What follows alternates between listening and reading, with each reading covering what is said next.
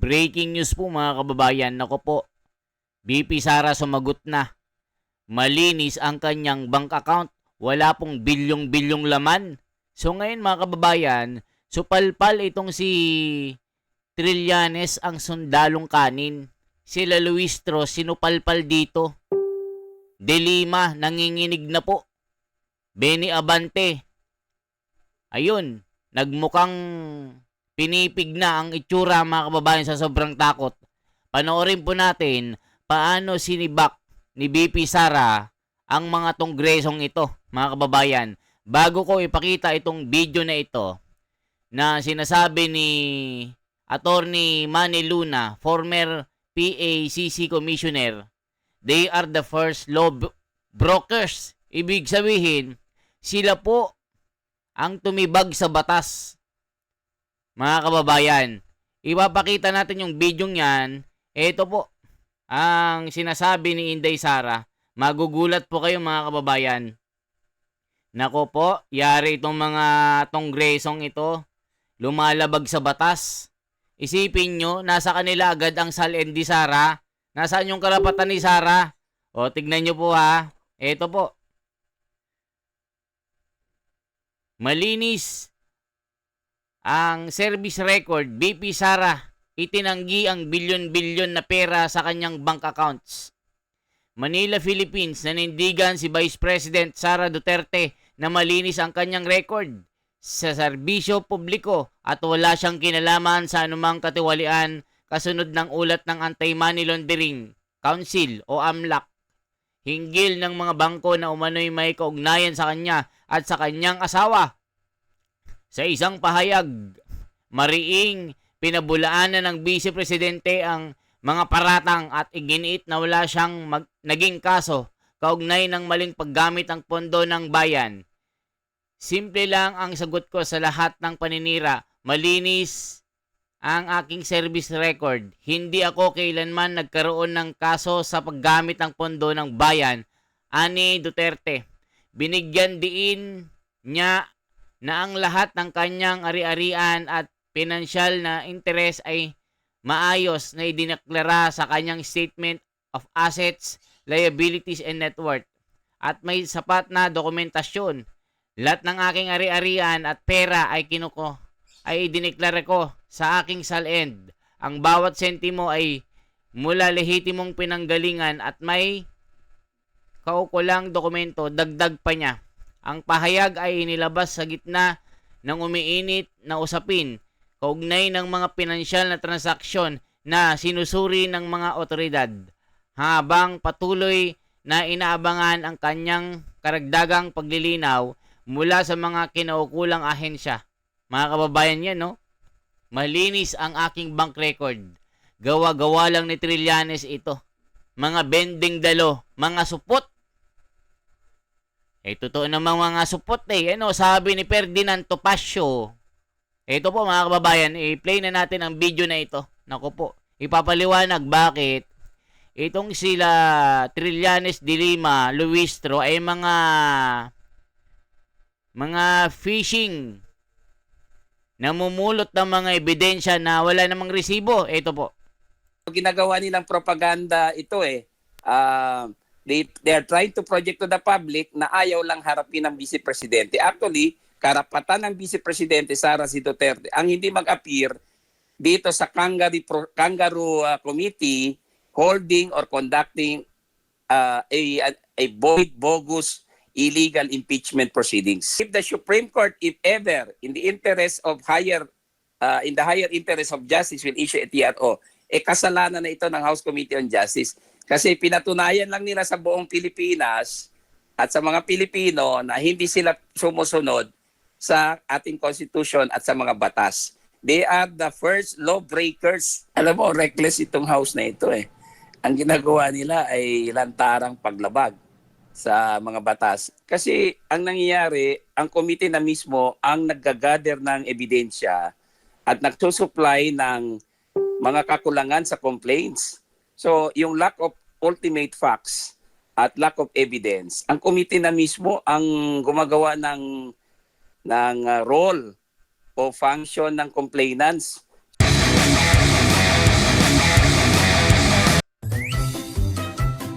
Ayan mga kababayan, narinig po natin ang ginagawa ng Kongreso. Sila na mismo ang nangangalap ng ebidensya. Tinutulungan nila ang complainant. Naku po mga kababayan ko, sablay si Trillanes dito. Sir, ano po ang inyong major takeaways sa naging pagdinig kahapon? Unahin po siguro natin yung nagsinabi po ni Congressman Marcoleta na sinita niya na weaponize ang Justice Committee, impeachment, improvement sa reklamo at sinorportahan po yan ni Congressman Garbin. Sir. Well, I was observing also the proceedings.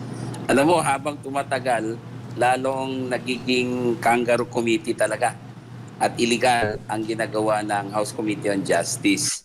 Lahat ng nayata ng batas ay nilabag nitong committee na ito, chaired by Representative Longistro. And I'm very disappointed because the Congress should have been very obedient of the Constitution. Pero ang nangyayari kabaliktaran, and ang nangyayari kahapon ay isang proof na ang kanilang proceedings ay void, bogus at illegal. At ang punto ni Congressman Marcoleta na sinangayunan ni Congressman Garbin ay tama. Kasi ang nangyayari, ang committee na mismo ang naggagather ng ebidensya at nagsusupply ng mga kakulangan sa complaints. So yung lack of ultimate facts at lack of evidence, ang committee na mismo ang gumagawa ng role o function ng complainants. So this is really unprecedented. I've never seen this in all the impeachment complaints that I have participated as counsel. And sana matauhan na itong House Committee on Justice because all of these actions of theirs void the proceedings that they are conducting. Itong mini trial is questionable. Tapos yung kanilang proceedings like gathering evidence for the complainants is questionable. Tapos yung bank secrecy law, binayolate din nila yung Anti-Money Laundering Act, the amended Anti-Money Laundering Act of 2021, and the Anti-Graft Law ay nabiolate din ng... O, kita nyo mga kababayan ko, lahat bending the law. Yung karapatan ni Inday Sara nilabag din. Yung sa AMLAC, yung sa bank secrecy law, mga kababayan. 'Di ba? Kung sila pwede, 'di ba? Pagka gagawin nila pwede pag sila labag sa batas. Eh sabi ni Boying, sumusunod lang tayo sa konstitusyon. Kailangan kasi, kita nyo, pag sila okay, pero pag si kay Sara, hindi pwede. Hala ka. Yari lang nagluto ng pusit. Ng AMLAC at ng committee. So, Diyos mio, this is really dismaying on the part of the House kasi dapat ang speaker should also tell the committee, mag-ano kayo, mag-aral kayo mabuti kasi parang iba na ang ginagawa ninyo. And the more yung petitions na nakapending sa Supreme Court na humihingi ng TRO, baka mag-issue ang korte in the light of the patent illegalities and voidness of the proceeding, baka mag-issue ang Korte Suprema ng TRO. Opo, sir, sa court rules, sinabi po ni Congressman Garbin, isa rin pong abogado, na nalalabag daw po yung procedural due process. Ano bang ibig sabihin nito, attorney? Well, ito yung karapatan ng isang respondent sa isang proceedings na bigyan siya ng kanyang day in court. No? At dapat fair yung proseso. So for example, kung ang complaint na hinaharap niya sa isang proceedings ay defective, fatally defective, or dismissible, hindi ito pwedeng ayusin ng forum or ng korte or ng committee. Ang dapat gawin nila dyan ay i-dismiss ito.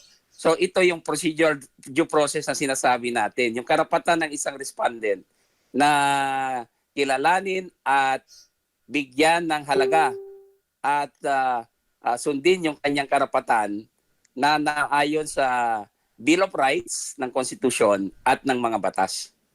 Ayan mga kababayan, sabi nga dito ni BP Sara, mananagot kayong lahat. Lawyers move to stop BP Sara impeachment file case before Supreme Court.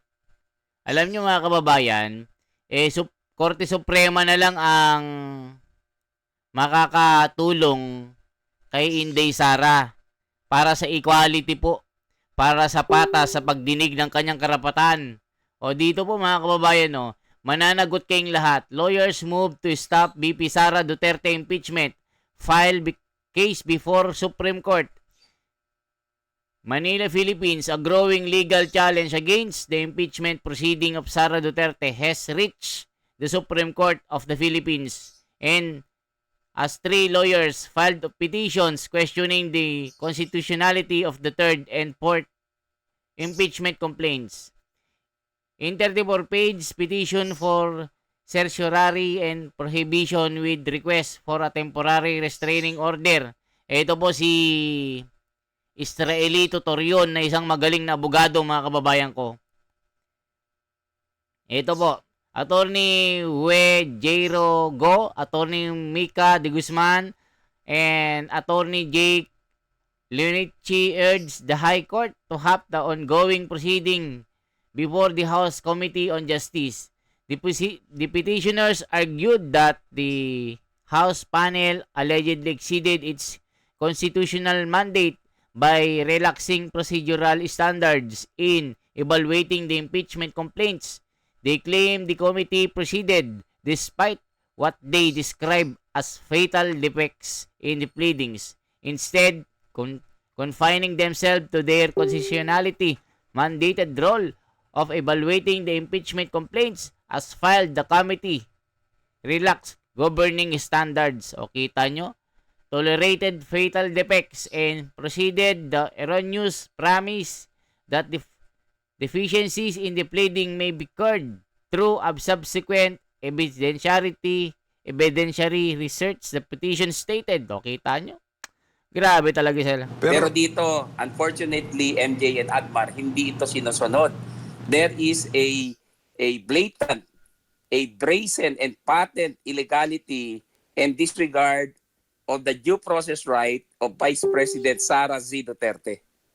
Pero sinabi po kahapon ng chairman ng House Justice Committee, si Congresswoman Jinky Beatrix Luistro, abogada din po, na matagal na nilang pinagsasabihan si VP Sara at matagal na silang nanawagan na lumitaw at ipaliwanag po ang kanyang panig sa House Justice Committee dahil ito raw ang proper forum. Huwag daw maglabas ng press release, huwag daw mag-content. Justice Committee raw dapat niya sagutin. Anong masasabi mo doon, sir? In response po doon sa concern ni Congressman Garbin na procedural due process.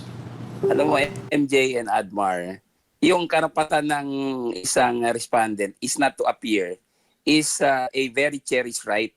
Kung nakikita niya ang proceedings ay hindi na tama or there is a violation of her rights in the law and the Constitution, bakit siya mag-appear? Karapatan niya hindi mag-appear eh.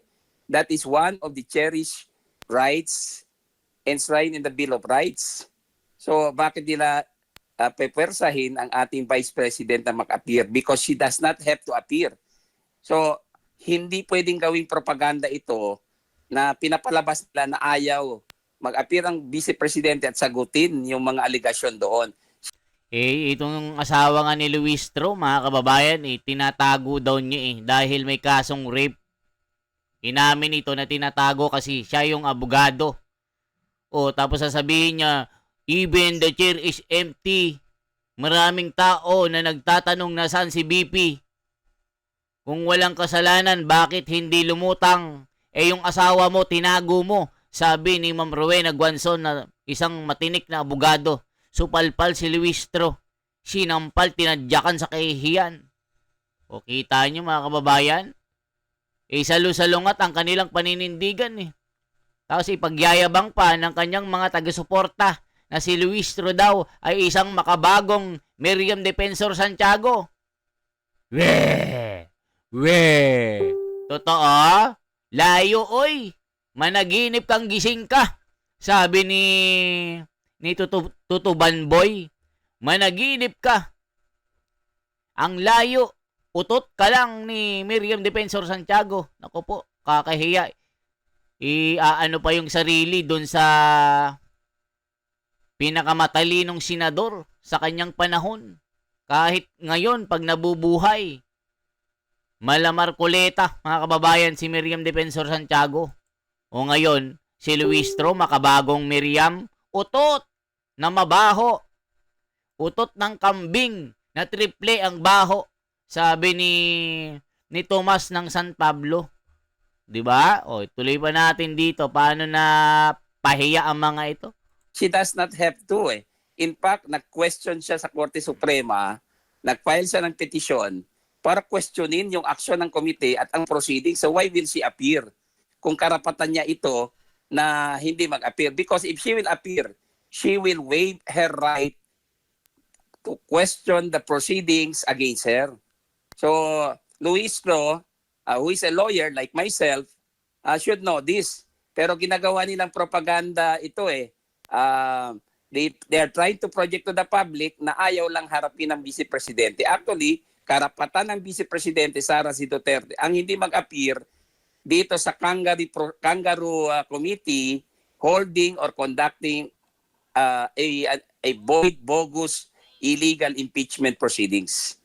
Opo, at saka ano kaya ang hangganan nito, Attorney Manny, doon sa kapangyarihan po ng Justice Committee? Kung babalikan po natin ang mga ganap doon po sa nagdaang mga impeachment process, sa Senate talaga binubuksan o sa actual Senate impeachment hearing, binubuksan yung mga salin. Pero dito, Justice Committee pa lang po na bubunyag na yung laman ng Statement of Assets, Liabilities and Net Worth, sir.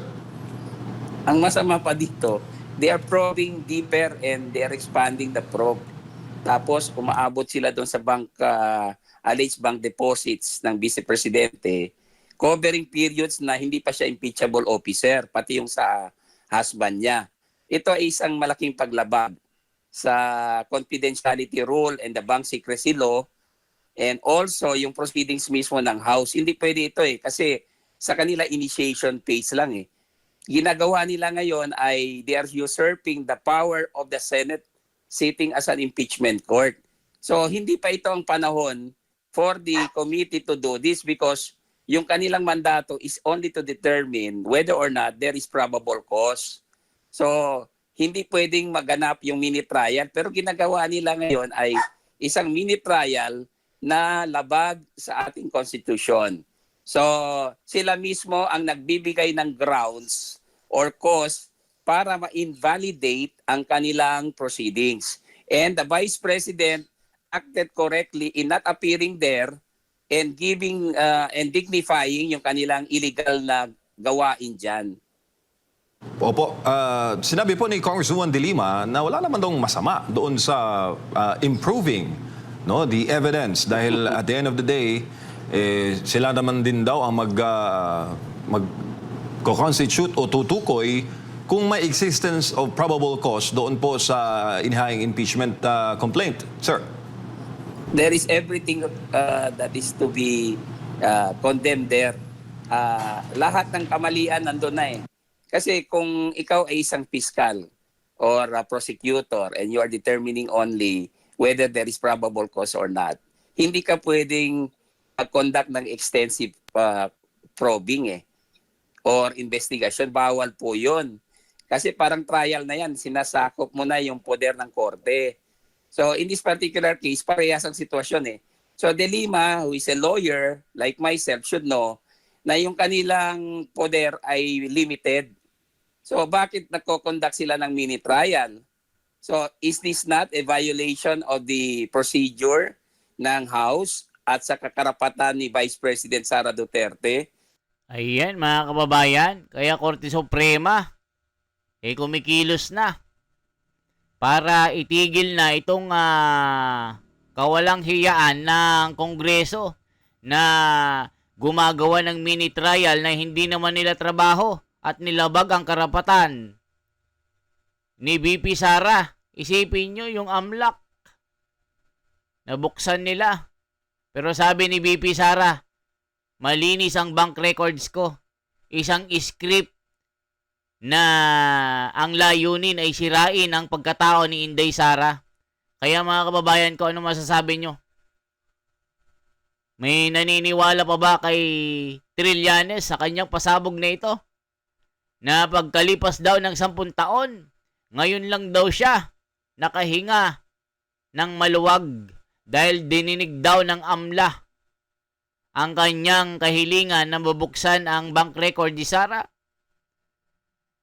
Diba? Isasama pa si Duterte, yung Kitty Duterte. Humihingi daw ng kung ano-anong mga payola sa mga sindikato ng droga. Isipin nyo mga kababayan. Kaya, yan po ang ating bahagi. Isang like, isang share po, at isang subscribe. Salamat po mga kababayan.